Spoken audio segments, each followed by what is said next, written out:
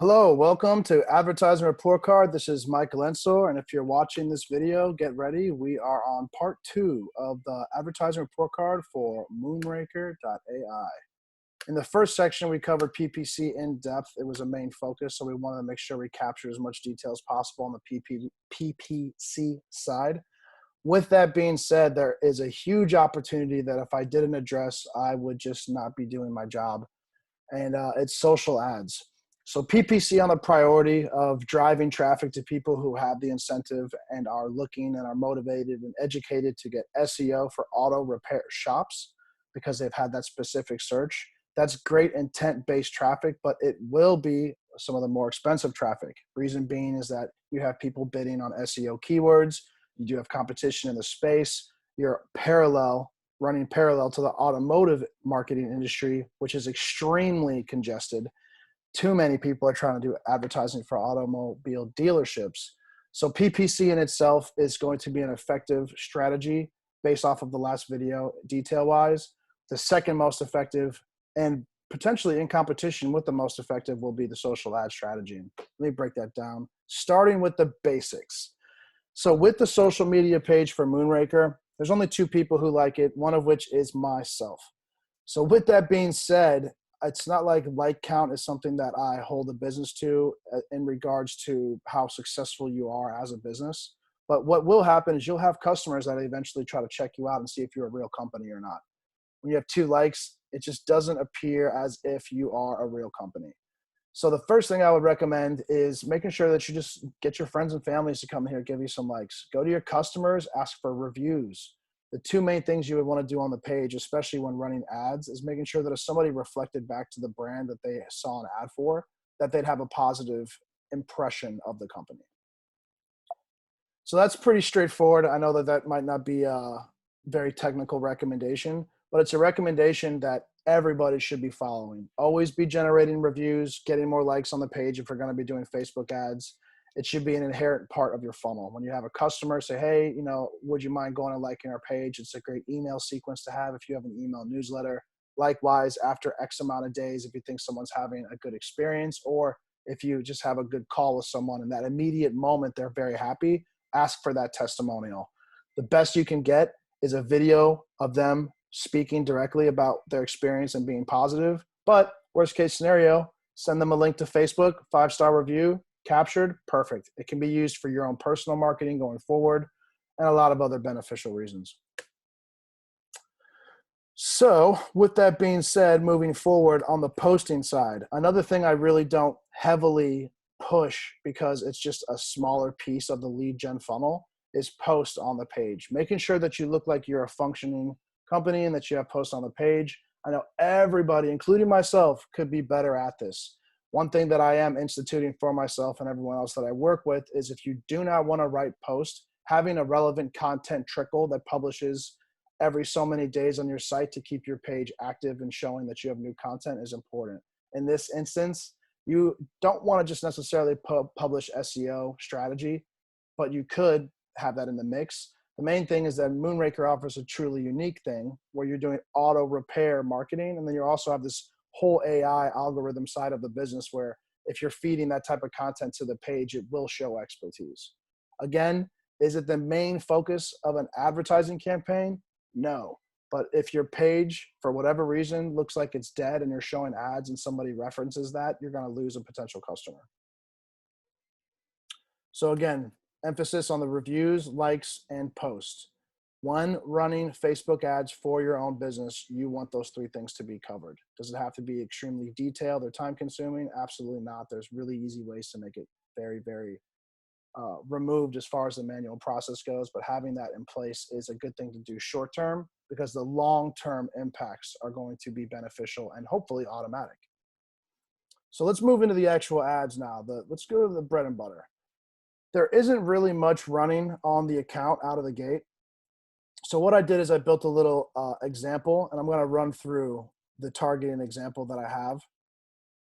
A lot of time on social ads, people will target a specific audience and then just see how that audience performs. The reality of the situation is that Facebook makes money off of spending budget. So if you only select one nuance to target, they're going to hit every single person that might even fit into that nuance, which if you look at an audience on Facebook and there's 16 billion people in it, it might not be that relevant. As you can see here, the interest-based type of targeting, auto mechanic, if you really look at the description, size is about 17 million. The interest is auto mechanic, but the description, people who have expressed an interest or like pages related to auto mechanic. The level of broadness that has is just, it's extreme, and it's not going to be beneficial. You're really going to want to make sure that you're a lot more focused on the advertising side. So as an example, I did leave one audience in the sample ad account for the ARC example, which is underneath detailed targeting for auto mechanic apprentice. The reason being is that this is an actual demographic, and you can see here, work, job titles, auto mechanic apprentice, very small size. So on the opposite end of the spectrum, this audience is too small. And is this employment level the type of person that's going to be the decision maker on generating more business? Probably not, but that same person could also get in the ear of the manager and say, hey, check this out. Did you hear about this? Did you see about this? So is it somebody who's relevant? Potentially. So that's really the start of the conversation, is the audience targeting. So in addition to the audience targeting, you're really going to want to focus on lifetime versus daily budgets and understanding why they're both important. The difference between lifetime and daily budgets is daily is going to run a top amount of money it can spend daily, and it can overspend that by about 20% if Facebook deems it necessary. It can always underspend it as well. That's really dependent on the audiences that you're targeting. Facebook will do everything it can to never underspend, and it will almost always overspend. With that being said, why would you want to do nonstop daily spending on overspend when you could do lifetime budget and control it better? Well, I'll tell you why. The main reason lifetime's better, there's two features that don't come with daily budget. Day parting, which is allowing you to select the hours that you show your ads, and then also budget management in general. So on the day parting side, I recommend lifetime so that you can use day parting, so we don't show ads all day, every day. At the end of the day, you're not getting charged for your ads getting clicked. You're getting charged on Facebook by how many times your ads are shown. It's called CPM, or 1,000 times that your ad is shown. And there's a CPM amount. If you look on Facebook ads, it'll show you, it's like the CPM for this audience that you're targeting is $30, meaning that it's going to cost you $30 to show your ad 1,000 times. If people in your industry aren't making buying decisions because they're not, shopping online for some cheap product that's like $20, and they might make a sleepy purchase with their phone, with their thumb, like, oh, okay, I want that. That's a cool thermos. Boom. That's like a nice 1 in the morning type of thing, unless you have people doing serious business research. But I wouldn't really want to spend any budget between 2 a.m. and 6 a.m. What's the point? People could be relevant, but maybe the ad and the buying period of time isn't relevant. Typically, I also make the recommendation on day parting based off of historic data, which we lack. And since we have a finite budget that we're looking to spend, clinching the budget during decision-making periods of the day is going to be very important. What that is, we'll have to figure out as we start to run the campaign, but blocking off periods of time and focusing our effort in high volume, high demand periods of time is going to help us figure out where to lean out into the additional hours of the day.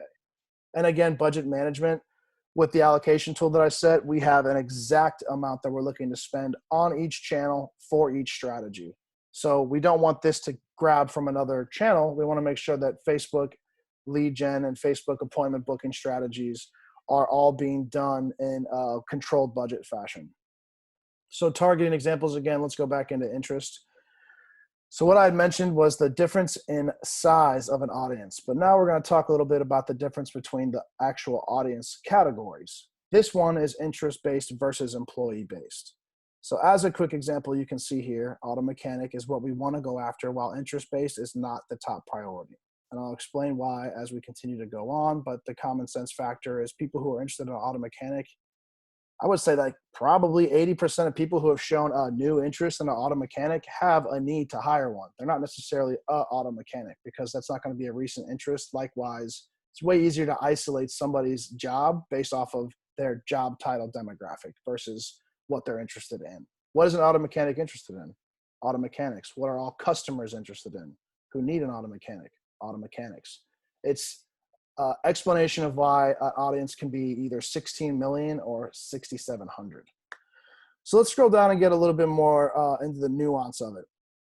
There are a lot of different types of job titles for the auto mechanic space, which is great for us for testing. As you can see here, car mechanic, auto mechanic, vehicle mechanic, automotive service technician, mechanic. Mechanic's probably the only one that we have to be fishy about, but all of these need to be tested separately from themselves to find out which of these audiences Facebook is determining to really net these people into the right category. Another thing to consider is Facebook is grabbing this data from first-party data, which is on the person's profile. They're grabbing the employer or the job title, and then they're also using third-party data. And second, I don't know how you would describe it, but like they're basically on the third-party data. The second part is what I don't know how to describe as much, but the third party is they're buying data from Visa, from MasterCard, from Polk Auto, from all these different data providers, and Oracle as an example, to match this content to make sure that this targeting is accurate. So the job title is what you want to go after, but another thing that we can also target is employers. Sometimes people that own their own business mark themselves as an employee of their own business. Again, nuance of how people are explaining themselves in regards to their employee to Facebook and to the online bots and the crawlers of the internet. So this is what we're looking at right now, which is very important. And in addition to just job title targeting is employer targeting. Last but not least, bringing back in the conversation of state and city targets. So we have some great states and cities with some good competition that we can target. And what's really beneficial on this side of it is that we can continue to narrow down who we're targeting, what job they have, and in what city and state.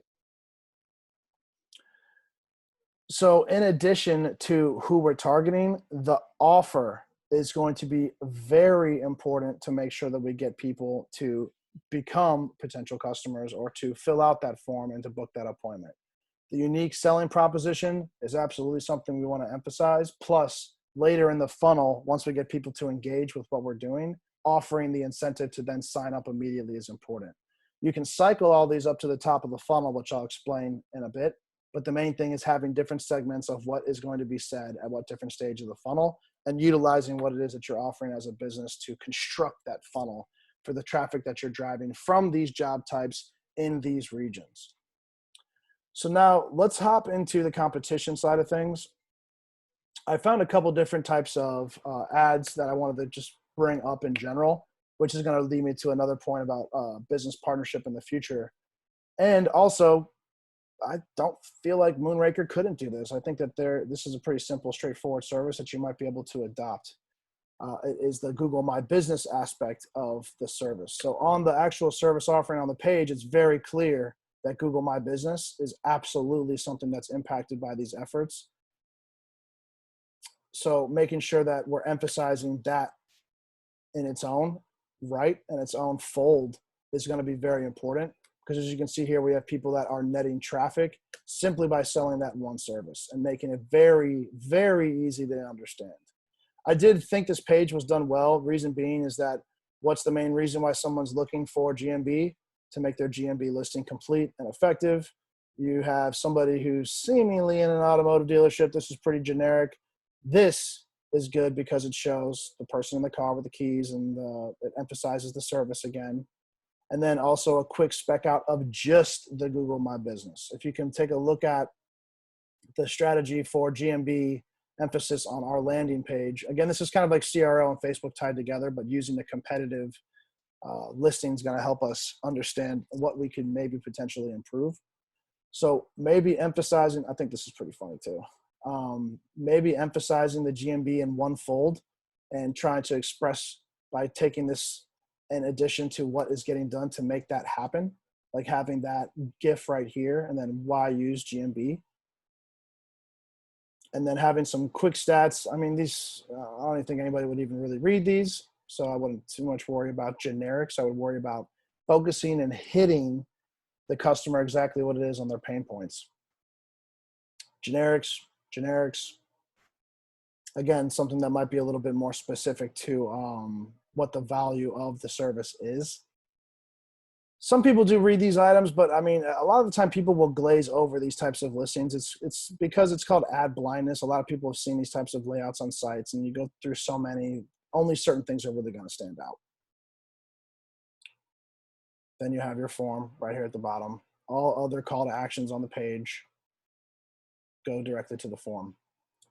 So it's pretty succinct. It's a good example of one thing to use, but the main takeaway from this is that they're focusing one aspect of their service, which they have a whole list of different items that they provide, but making the landing page easy from the paid traffic perspective to the capture of the lead and getting that person in the door to fill out a form.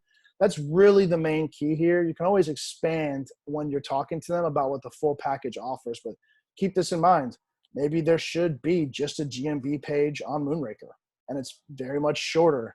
I really do feel, after looking at a lot of the competition and then also with different types of landing page optimization, that I would say that probably, let's go to like 50%. I would imagine that less than 5% of people made it past this point organically, just scrolling. Because when you scroll so far, eventually it's like, well, am I receiving what I want out of this information? And if it's not punctual and it's not delivering value immediately, you're gonna have people bounce off the page, or at least scroll to the very bottom and scare themselves out with the price point. And that's not really the goal. And as you can see here again, there is no price points on this page. It's really just about the capture. You can always sell them into the package, but if you give them barriers to hop over, whether it's a very long landing page in order for them to find what they're looking for, or a price point, it's things that we're going to want to take a look at when it comes to running the traffic.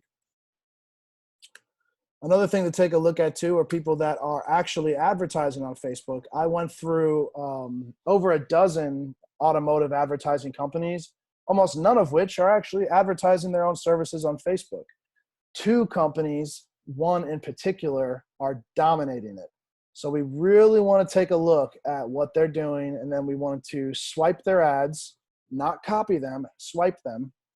Reason being is that they have a lot of things to interpret. So first of all, one thing that I thought was interesting is just, you're generic, and it adds internet marketing with customer retention. So they're talking about specific needs. They're not just talking about SEO for auto repair. They're talking about SEO for auto repair that gets you what? What's the result? SEO auto repair plus #1 ranking on maps, like something that's going to be punctual that people will say, okay, well, this is what I want. I don't know what auto repair SEO actually is, but I know what it is to rank #1 on maps. Sorry, one second. I accidentally clicked the wrong button. Back to sharing.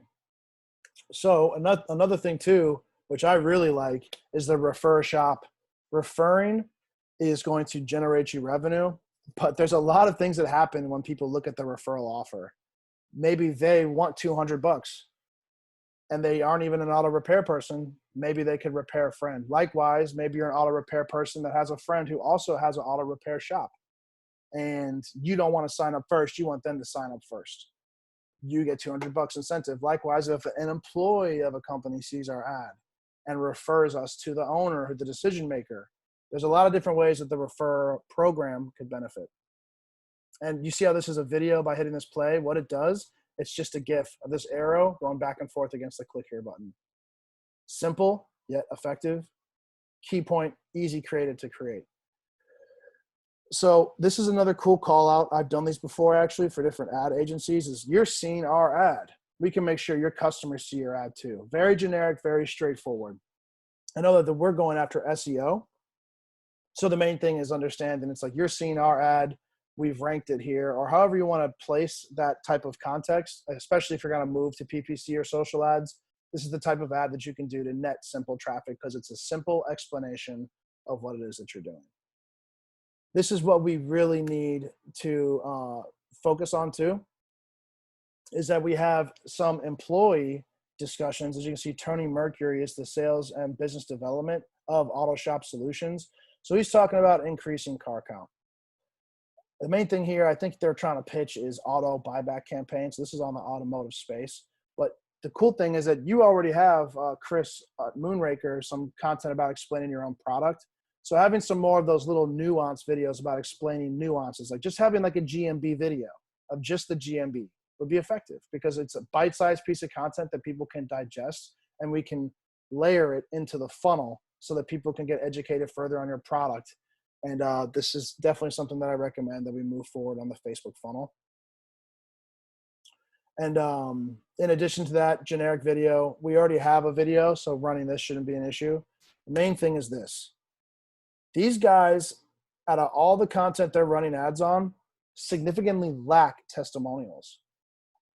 How that is based off of this company, I'm not 100% sure, because I did some research and it looks like they have dozens of clients. The reality of the situation is that marketing agencies do not prioritize testimonials. Why? They're focused on building their business and getting the next sale. Rarely are you going back to a customer on a regular interval and seriously, strategically planning a testimonial video. Do you really need to do a video shoot at a customer's location? No. Is it a good idea? Absolutely. Do you need to do it? No. Having your phone in front of you and having them do a recording of what their experience was, and you sending them like in a script or another video idea of what it looks like, and having them record one and send them to you, powerful. If they're in the shop and they're talking on their phone about how good you are, that's very powerful. Likewise, go to the shop and do an impromptu interview with the selfie, or have somebody hold the phone. And last but not least, blame it on the Rona, but you could always do a Zoom testimonial with split screens showing the conversation happening and the benefits, and you can always edit content above and below thereafter in post-production. So the main thing here on the creative side, on the social, is we're going to be getting good placement with good content, but we're also focusing on audience and region. And Shop Marketing Pros is another version. They only have 2 total running. But the one thing I was going to say is that they have the Zoom testimonial out of the 2 ads that they have. And one is stop renting your website. So this is like a pain point. They're emphasizing a pain point about web design, not a Moonraker focus per se, unless you want to do web design. This is a good ad to swipe. The main thing here is testimonials. These ads have also been running for a while for both of them. I believe this ad has been running since April. And the main thing is, if the ad wasn't working, they take it down. This ad's working for them. So you want to take a look at that as well when swiping ads and looking at competition. Is how can you tell what's working? You don't get all the data. Rarely is someone going to run an ad for half a year if it's not generating a consistent return. Is that cost per lead going to eventually go up as frequency increases and people have seen all the ads? Yeah, it'll happen. But making sure that you are running testimonial ads and swapping them out is also a part of generating more testimonials. It also shows more recent success to people who are watching your brand. As you start advertising, you're going to have people follow your page. You're going to have people follow your content because you're going to be putting out these little pieces of content like the GMB YouTube video as an example. People aren't going to want to necessarily shop with you, but they might look to you for advice. And that is where it's really important to produce that additional content for the page. Maybe not just generic posts, but every now and again dropping one of those videos so you can educate the market, and maybe going into private Facebook groups and posting a link to it and say, hey, look, I just wanted to say that I wanted to give you guys all some free help. Here's my walkthrough of like the perfect GMB listing for auto repair shops. Breaking that down, you're going to get followers. And then from there, having new testimonials shows the people that are watching you, whether they're made themselves evident or not while watching you, you're going to show them that you're bringing in new results for new customers. Very important to show that you're still relevant. So the main takeaway here is the audience, regional, interests, and exclusions. You want to make sure that you are combining these 4 items when building out your campaign. The proper audience testing, proper regional testing. If the audience is too small, for instance, auto repair mechanics in region, that's when you can add different interests, but you can eliminate interest out of the gate. This is the full plan, plus exclusions. So the exclusions list is going to be anybody who is irrelevant to what we're trying to show ads for. And there are people that are irrelevant. How we build that list out is a whole discussion in itself. But knowing that this is the actual formula is what is going to be a major key to your success with the social ads. So the marketing and remarketing funnel is very important for the social. All traffic from SEO, PPC, referral, if it bounces, where are they going to go thereafter? More often than not, they will be on social. Social is an audience, especially for Facebook. The audience is a lot higher in age nowadays. People on the younger spectrum have moved to TikTok and moved to lower audiences. So with that being said, the main takeaway from this is to make sure that we have the right formula in place, but that Even if you didn't want to do prospecting with social, making sure that you have a remarketing campaign live on social to capture traffic that missed the website with reasons to come back and book that sales call or do that free SEO audit that is on the website is very important. And last but not least, the offer. You can have the best piece of content, best targeting, best everything. If the offer is weak or there's not enough value in the offer, or if the offer is strong on social but weak on the landing page, you're not going to get the conversion. You got to make sure things are congruent and start working on building out additional options. The sign up for 3 months, get 1 month free is a great option. What other options are there that we can work on? Again, this segment made it to 30 minutes. Like I said, this is a very in-depth report card, definitely more so than what we usually go through. So I'm going to go ahead and pause this. And then the last but not least, the stage that will follow will be the SEO, CRO, and the funnel, and CRM, and budget allocation. So see you soon.